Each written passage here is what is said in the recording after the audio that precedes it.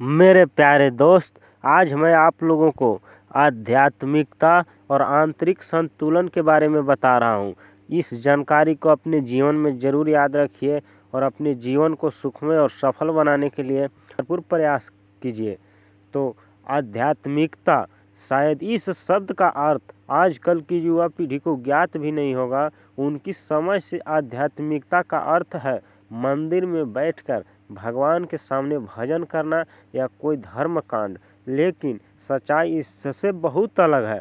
आध्यात्मिकता का मतलब है अपने अंदर एक संतुलन बनाकर रखना और मन में शांति लाना।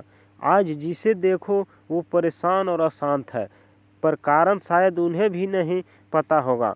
अमेरिकी शोध अभ्यर्थियों ने आध्यात्मिकता के लिए जिम्मेवार मस्तिष्क के हिस्से की पहचान करने का दावा किया है। वैज्ञानिक काफ़ी समय से मानते रहे हैं कि मस्तिष्क में एक विशेष हिस्सा आध्यात्मिक अनुभूतियों के लिए जिम्मेवार होता है। हमारा मन बहुत ही चंचल है और वह हर समय विचलित रहता है। मन को काबू करना बहुत ही कठिन है, लेकिन अध्यात्म ही एक ऐसा मार्ग है जिसके द्वारा मन को नियंत्रण में किया जा सकता है। हम जीवन में एक रास्ता से ऊब जाते हैं और मनोरंजन के साधन तलाश करने लगते हैं। हम समझ नहीं पाते हैं कि इस खालीपन का कारण क्या है। हम खुद को खुश करने के लिए टीवी, कंप्यूटर या मनोरंजन किताब का सहारा लेते हैं। इससे कुछ देर के लिए तो हमें राहत मिल जाती है, लेकिन धीरे धीरे तनाव और खालीपन फिर से हमारे मन पर छाने लगता है। यह तनाव और थकान असल में हमारी आत्मा का होता है, जिसे हम समझ ही नहीं पाते हैं।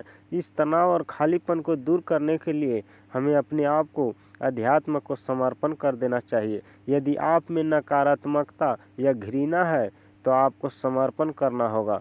संतोष और खुशी जीवन में बहुत महत्वपूर्ण है, अन्य बातों का आना जाना लगा रहेगा।